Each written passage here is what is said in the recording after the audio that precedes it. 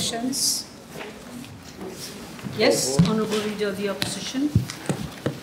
Thank you, Madam Speaker. Madam Speaker, I've given notice of the following private notice question addressed to the Honourable Minister of Energy and Public Utilities, whether in regard to his recent mission to Turkey he will A. State the purposes thereof, indicating if he has had discussion with the Turkish authorities for the leasing of a power ship to Mauritius, and if so, give details of the power ship project, and B.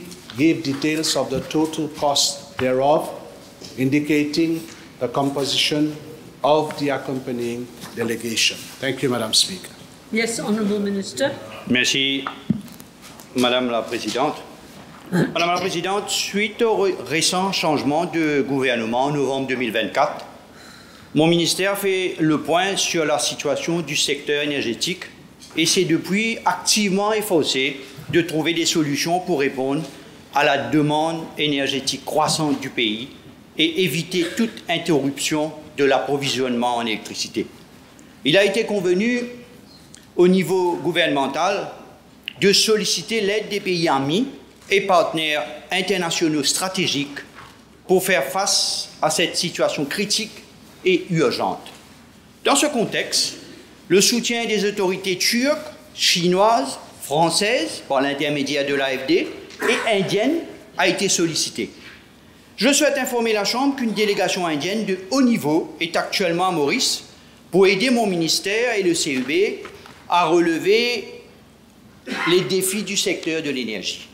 Cette délégation de 3 personnes rencontre actuellement le CEB, la Marina, l'IMO et d'autres parties prenantes concernées. Concernant la partie A de la question, j'ai effectué une mission officielle en Turquie du 21 au 23 avril 2025 afin d'explorer les possibilités de collaboration dans le domaine de l'énergie. J'ai été accompagné du président du CEB. Au cours de la visite, j'ai rencontré le ministre de l'Énergie et des Ressources naturelles de Turquie, où j'ai eu l'occasion de donner un aperçu du secteur énergétique de l'île Maurice et des défis énergétiques critiques auxquels nous sommes confrontés en termes de demande d'électricité. Suite à une augmentation substantielle de la demande de pointe, il convient de noter que la Turquie a connu une transformation significative dans son secteur énergétique grâce à une importante production hydroélectrique, à la déréglementation de son marché de l'électricité, et à d'ambitieux projets d'énergie renouvelable.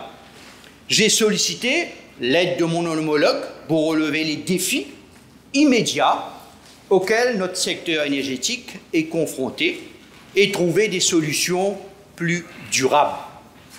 Le ministre turc a indiqué que la Turquie, son pays, possédait une expertise significative dans la technologie des barges électriques, qui avait été déployée avec succès dans d'autres pays, car elles offrent des solutions flexibles pour la production d'électricité immédiate. J'ai également rencontré le vice-ministre des Transports et des Infrastructures publiques qui m'a assuré de son soutien sur cet enjeu national. Et il a mis en avant des solutions de remplacement énergétique telles que l'éolien, le solaire, pour soutenir les secteurs non électriques.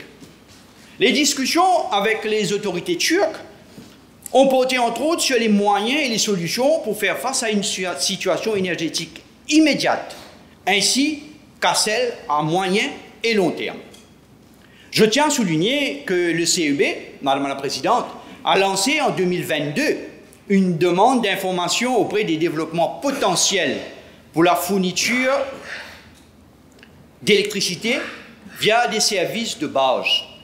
En 2022, 18 propositions ont été reçues des candidats potentiels originaires d'Allemagne, des Émirats arabes unis, de Hong Kong, de Corée, de Chypre, de Finlande, de Malaisie, de la Turquie, des États-Unis, du Japon. Comme je l'ai indiqué précédemment, Madame la Présidente, depuis ma prise de fonction en novembre 2024, j'ai été informé des défis majeurs auxquels le CEB est confronté quotidiennement. Compte tenu du vieillissement de ces unités de production, de l'absence d'augmentation significative de ses capacités, de l'augmentation de la demande d'électricité et des retards importants dans les projets d'énergie renouvelable prévus. À cela s'ajoute la situation financière du CEB, catastrophique, qui accuse un découvert d'environ 7 milliards de roupies. Durant l'été 2024-2025, le CEB a dû faire face à une augmentation sans précédent de la demande, équivalent à 567,9 MW, du jamais vu, soit une augmentation de 42 MW par rapport aux années précédentes. Les prévisions du CEB pour 2025 étaient de 544 MW. Vous réalisez 544 MW et nous avons déjà eu 567, presque 568 MW.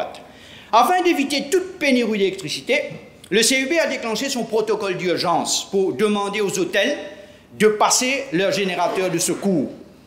La demande aurait atteint ce jour-là environ 600 MW. On aurait été en délestage complet, le load power shedding, ce qui aurait été très probablement entraîné des délestages dans tout le pays. On estime que les hôtels ont allégé la charge du système d'environ 40 à 45 MW en se déconnectant de nos réseaux. Entre le 22 et le 25 avril 2025, le CEB a connu un revers majeur. Cette année-ci, entre le 22 et le 25 de cette année-ci, le CEB a connu un revers majeur, une importante pénurie de capacité. Les unités de CTSAV IPP, CTSAV 1, 37 MW, CTDS IPP, 30 MW, Fort George G8, 15 MW, Nicolet G2, 20 MW, étaient toutes hors du réseau simultanément en raison des coupures de courant forcées. De plus, une capacité d'environ 65 MW était indisponible pour cause de maintenance programmée. Face à ce déficit important de la capacité de production, équivalent à 167 MW, le CEB a dû gérer la demande d'électricité pendant la pointe du soir grâce à des hôtels partenaires et leurs générateurs de secours. Madame la Présidente, outre le CEB m'a informé qu'il y a une demande totale de fourniture d'électricité d'environ 87 MW de la part des développeurs des projets, des promoteurs d'une centaine de projets, qui est en attente, car le CEB n'a pas la capacité suffisante pour répondre à une telle demande d'ici janvier de cette année-ci. Afin d'améliorer la situation, à court terme, le gouvernement a prouvé que le CEB utilise en urgence une barge électrique pour alimenter temporairement le pays en électricité jusqu'à la mise en service d'une nouvelle capacité de production. Compte tenu de la demande croissante en électricité, qui pourrait atteindre plus de 600 MW au cours de l'été prochain, donc en septembre-octobre de cette année-ci, la capacité de la barge électrique devrait être comprise entre 90 et 110 MW. Elle fonctionnera dans la zone portuaire. Le CEB a lancé le 18 juin 2025, il y a quelques jours, un appel d'offres international pour l'achat d'énergie électrique à partir de la barge électrique, par le bail d'un appel d'offres public ouvert, dont la date de clôture est le 15 août 2025. Mon ministère a contacté le ministère des Affaires étrangères, de l'intégration régionale et du commerce international pour transmettre le communiqué de presse à nos missions diplomatiques à travers le monde, afin d'en assurer une diffusion maximale. Mon ministère et le CEB ont obtenu l'appui, il faut bien le dire, mon ministère et le CEB ont obtenu l'appui de la Facilité africaine du soutien juridique ALSF, pour la fourniture d'une assistance technique, entre autres, pour un examen indépendant du document de la demande de proposition, le AFP, relatif à l'exercice ci-dessus, la préparation d'un modèle de contrat d'achat d'électricité, un PPA, à signer avec le soumissionnaire retenu, ainsi qu'un soutien pendant le processus d'appel d'offres et d'évaluation. Afin d'accélérer le processus d'autorisation du projet de barge électrique, des réunions de haut niveau ont été organisées avec les ministères concernés, D'autres infrastructures concernant les installations d'interconnexion sont en cours. Madame la Présidente, en ce qui concerne la partie B de la question, je suis informé que le coût total de la mission s'élève à 695 millions de roupies. Millions. 695 000 roupies. Donc j'ai voulu vérifier si leader de l'opposition m'écoutait. Yes, Honourable, your first supplementary question. Yes, thank you, Madam Speaker. Le ministre de tutelle est malchanceux.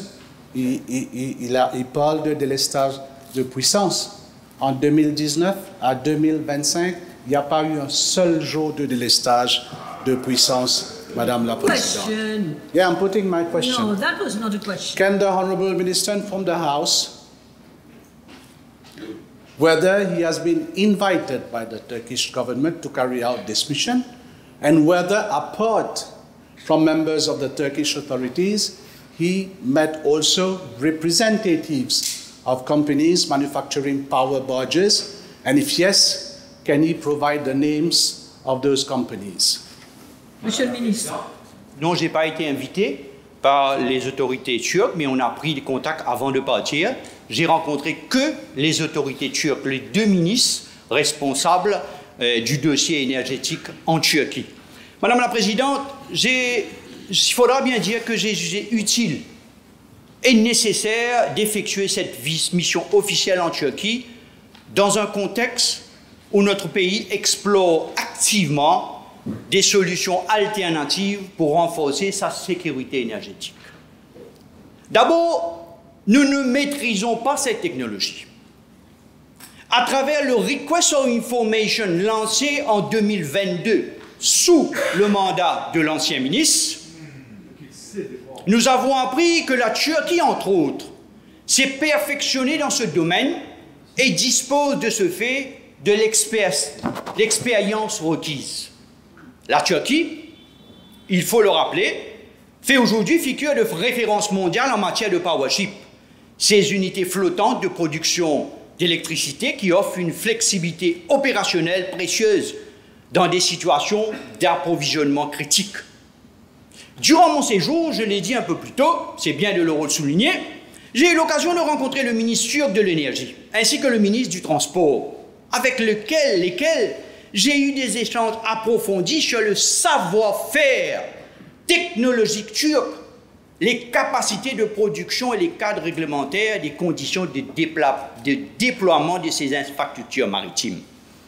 Madame la Présidente, avant de demander au pays, au Conseil des ministres, de s'engager dans un tel projet, qui, je le rappelle, n'a jamais encore été réalisé à Maurice, il était de mon devoir et indispensable de discuter, de partager, d'écouter, d'apprendre de l'expérience d'un pays et d'un gouvernement qui maîtrise pleinement cette technologie. C'était mon devoir de le faire avant de demander au pays de s'engager avec une base pour 4 ans, 5 ans, avec une technologie que nous ne maîtrisons pas. Donc, la mission en Turquie, c'était une mission pour apprendre, pour savoir, pour pouvoir ici pousser le dossier et voir si nous allons pouvoir, d'ici janvier de l'année prochaine, au plus tard janvier ou décembre de cette année-ci, nous sommes condamnés à augmenter plus de 100 mégawatts sur notre réseau. Sinon, nous allons subir les délestages partiels ou complets sur le réseau du CEP. Et comme je l'ai dit, je vois que le leader de l'opposition est un peu impatient. Vous aurez le temps de poser toutes les questions que vous voulez. Mais c'est important parce que nous avons 87 mégawatts de demandes concernant des promoteurs, des projets dans le pays qui attendent à ce qu'ils soient connectés sur notre réseau. Il était de notre devoir de s'assurer de ce que nous faisons va dans la bonne direction pour le pays. Merci, Monsieur le ministre. Allez-y. Yeah. Deuxième question. Yeah, second question. There's a big difference between an RFI and an RFP, Madam Speaker. The Minister should know that. Can the Honourable Minister inform the House whether an environment impact assessment has been done prior to the launching of the request for proposal for the leasing of a power ship in Mauritius? Monsieur le ministre, vous savez très bien, monsieur le leader de l'opposition, Non. vous savez très bien que... Monsieur le ministre, c'est à moi que vous parlez. Ne lui parlez pas.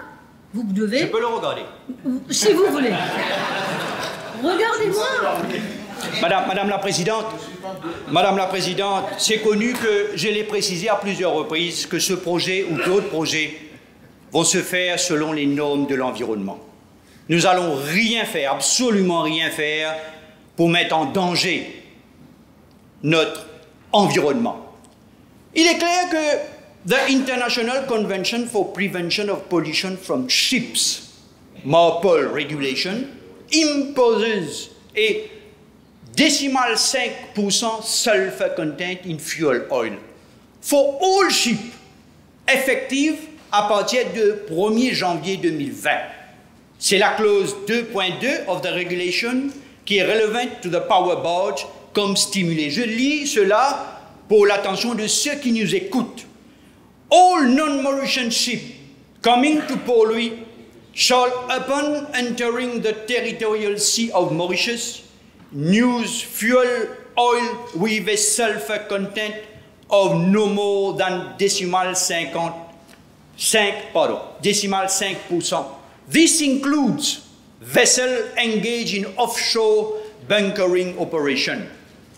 In the RFP, potential bidders will be required to compile with all environmental norms prevailing. Merci, madame. Yes?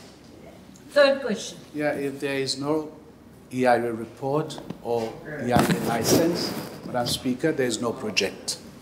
Now, I believe the Honourable Minister is aware that CB power plants operating in the region of Port Louis have reached the maximum acceptable emission in terms of air pollution, and the following power plants using heavy fuel oil, that is Fort George, Saint Louis, and Fort Victoria, all the three have also reached their acceptable limits in terms of emissions of sulfur dioxide and nitrogen oxide as per a feasibility study undertaken. I'll put the question, Madam Speaker, in 2011 and 2012 from Mott MacDonald. I'm tabling the report. Therefore, can he give assurance to the House and the population that the addition of such a barge operating with HFO will not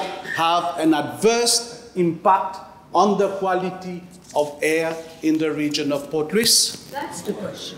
Madame la Présidente, on me fait savoir que the successful promoter will have to go through a strategic EIA. This will be done. In due course. In due course, of course. Madame la Présidente, j'ai écouté la question du leader de l'opposition, mais encore une fois, j'ai l'impression qu'on change de rôle. Qui a été, Madame la Présidente, il faut bien le dire, qui est responsable de l'état de nos machines aujourd'hui? Madame la Présidente.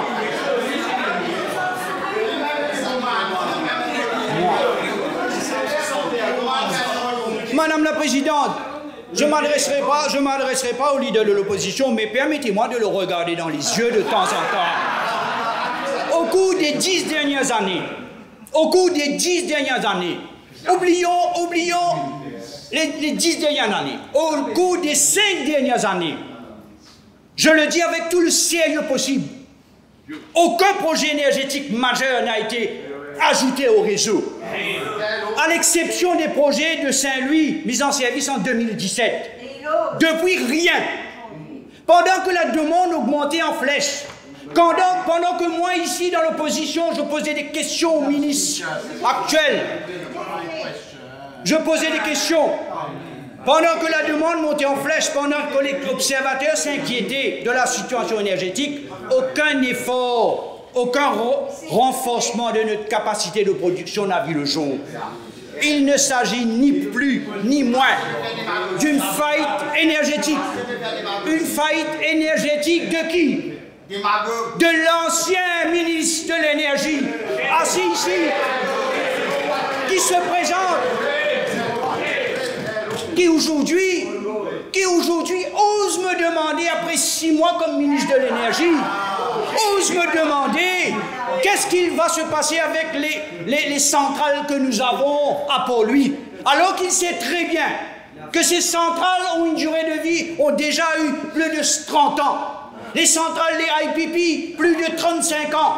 Les centrales de Saint-Louis Haute, plus de 37 ans. Des machines qui tombent en panne tous les jours. Et ils me demandent aujourd'hui que ces machines...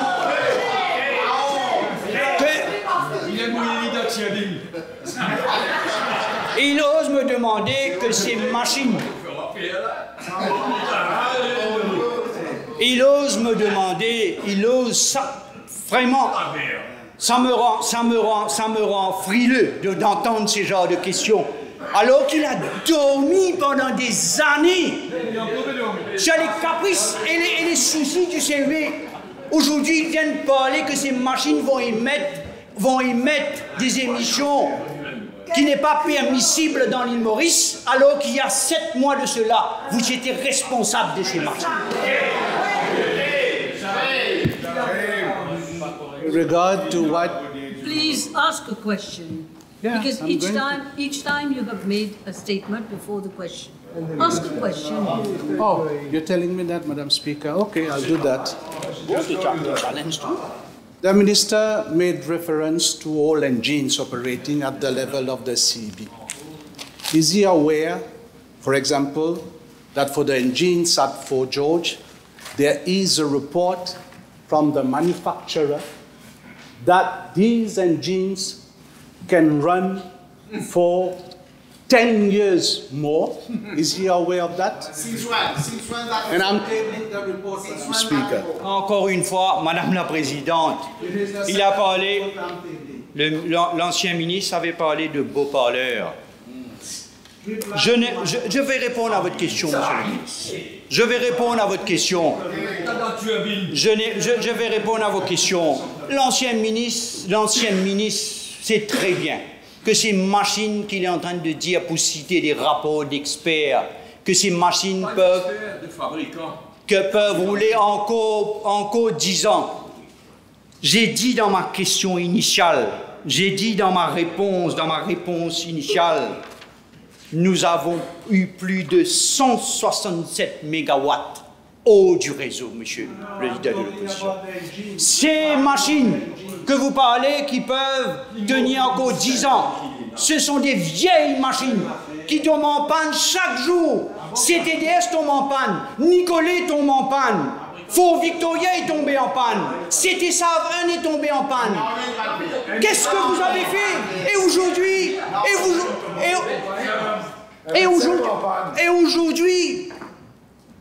vous avez l'audace pour ne pas utiliser d'autres mots. Vous avez l'audace de me dire que ces vieilles machines vont pouvoir rouler 10 ans encore. Alors moi, je vais, Madame la Présidente, je vais me fier à un rapport qui dit que ces machines vont pouvoir rouler 10 ans alors que quotidiennement ils sont en panne. Je ne suis pas disposé à vous suivre dans votre irresponsabilité. C'était l'irresponsabilité pendant 5 ans. Et moi, je me suis étonné ce matin quand j'ai vu la PNQ adresser à mon ministère pour me dire qu'un qu'un ministre qui a été là pendant 5 ans, qui m'a laissé sur un volcan, aujourd'hui ose me questionner après 6 mois si le ridicule et la honte pouvaient tuer. Fourth question. Yes. Another question, Madam Speaker, to the Honourable Minister. Can the Honourable Minister inform the House as to why the efficiency of the power ship has not been mentioned in the RFP, knowing very well that gas emissions and costs of electricity production is directly related to the efficiency of the plant? Madame la Présidente, le leader de l'opposition essaye de jouer sur les mots, concernant les émissions, concernant ce qui n'a pas été mis dans le RFP. Je dois préciser que nous avons eu, bien sûr, l'aide de l'ADFF, c'est une banque africaine qui a déjà négocié de tels projets au niveau international, mais je ne sais pas si le leader de l'opposition a lu le RFP. Je dois préciser s'il l'a lu, mais je ne sais pas s'il l'a lu en l'envers ou à l'endroit. Mais je dois préciser que le RFP mention efficiency. And the proposal will be evaluated on efficiency. Est-ce que j'ai répondu à votre question? Et il me dit qu'il a lu. S'il l'a lu, il doit bien voir que le RFP mention efficiency. Madam Speaker, in the RFP, the leasing period will be for 5 years. Can the Honourable Minister inform the House why the duration of the lease will be for 5 years, knowing very well, and he has said that, renewable energy projects, including the REHF, will come online in the first quarter of 2026, as stated in the RFP document under paragraph 3. Madame la Présidente, une précision. Dans le RFP, c'est précisé 5 ans, mais il y a aussi un exit clause. Il fallait dire ça aussi. Pourquoi omettre ce 4 ans? Mais il faut dire, monsieur le leader de l'opposition parle des projets d'énergie renouvelable. Mais est-ce que vous réalisez, Madame la Présidente, c'est important, permettez-moi de le dire, pour la population qui nous écoute, l'état actuel de notre réseau énergétique national, il serait irresponsable de taire les lacunes structurelles héritées d'une gestion antérieure marquée par l'inaction de l'énergie renouvelable, les effets d'annonce, une déconnexion flagrante entre les ambitions affichées et les actions concrètes de l'ancien ministre. Vous savez, les discours publiquement engageant, vous vous rappelez, les 60% d'énergie renouvelable en 2060. Cela, Madame la Présidente, c'était convenu que ce soit sur notre réseau, les 60%. Vous savez combien on est aujourd'hui? À 17,6%. Y compris Bagas. Nous avons reculé de 23 et quelques ou 24% en 2014. Quand nous avons quitté le pouvoir en 2014, pour arriver à 17,6% en 2025. Le leader de l'opposition, loin de progresser, cette vérité, madame, est indéfendable. Derrière, bien sûr, les discours séduisants, il y a eu, malheureusement, un vide, écoutez, un vide et opérationnel. Une incapacité manifeste à transformer des paroles en actes, des belles paroles. Ce n'est pas une transition énergétique qui a été engagée. C'est une fausse campagne de communication permanente. Ce sont des rêves qu'ils ont vendus pendant 5 ans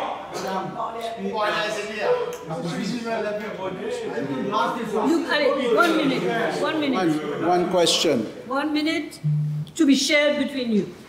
Can the Honorable Minister inform the House why CB did not consider the possibility of using BESS, because we have to meet big demand, knowing well that we will have in the future to store energy produced from renewable sources, and on top of that, we know quite well that the power ship will produce dirty energy.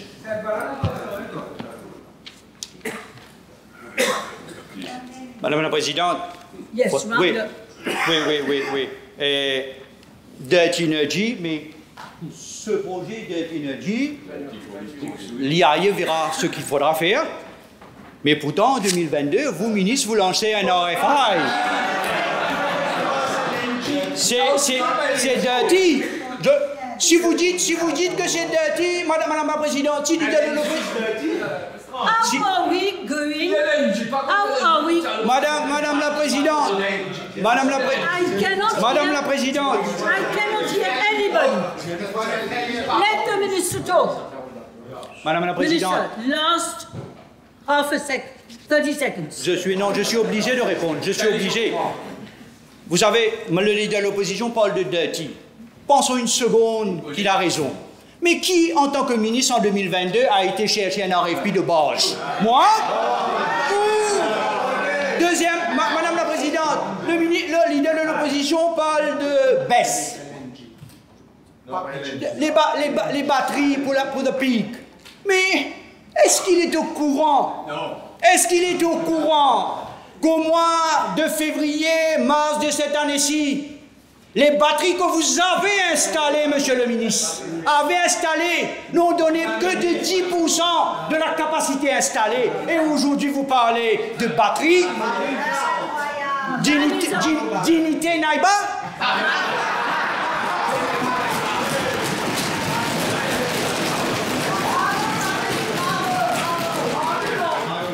Thank you. Time is up. Time is up.